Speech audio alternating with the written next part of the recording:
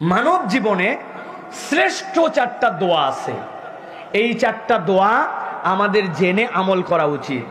আল্লাহ বান্দাকে যত দোয়া শিখিয়েছেন সবচেয়ে সুন্দরতম দোয়া হচ্ছে রব্বানা আতিনা ফিদ দুনিয়া হাসানা ওয়া ফিল আখিরাতি হাসানা ওয়া কিনা আযাবান্নার। মানব জীবনে আল্লাহর দেওয়া শ্রেষ্ঠ নিয়ামত। যত প্রয়োজন যা লাগবে, যেখানে থেকে যাবেন, যেখানে পারতেছেন না, আগে এই দোয়া পড়ে নিবেন, তারপরে অন্য কোনো কথা। পারবেন ইনশাআল্লাহ?